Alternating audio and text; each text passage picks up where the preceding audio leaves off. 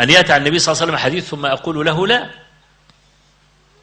وهناك منظومة جميلة في هذا المعنى نظمها بعض العلماء المتأخرين وهو يتكلم عن قول علماء الإسلام: إذا صح الحديث فهو مذهبي. يقول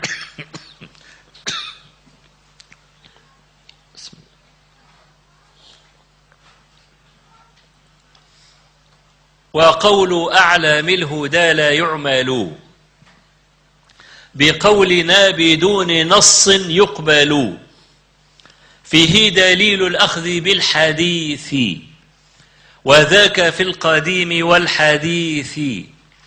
قال أبو حنيفة الإمام لا ينبغي لمن له إسلام أخذا بأقوالي حتى تعرضا على الحديث والكتاب المرتضى.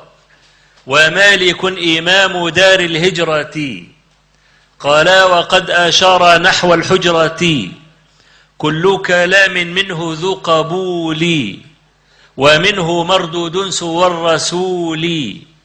والشافعي قال إن رأيتم قولي مخالفا لما رويتم من الحديث فاضربوا الجدار بقولي المخالف الأخبار. وأحمد قال لهم لا تكتبوا ما قلته بل أصل ذاك فاطلبوا، فانظر ما قالت الهداة الأربعة واعمل بها فإن فيها منفعة لقمعها لكل ذي تعصب، والمنصفون يكتفون بالنبي عليه الصلاة والسلام. هذه منظومة أرجوزة نظمها بعض علمائنا المتأخرين للدلالة على أن الأئمة الأربعة وجماهير أصحابهم يأمرون باتباع حديث النبي صلى الله عليه وسلم، ولا يحل لك أن تعارضه لا بقول ولا برأي ولا بقياس أو أي شيء من هذا.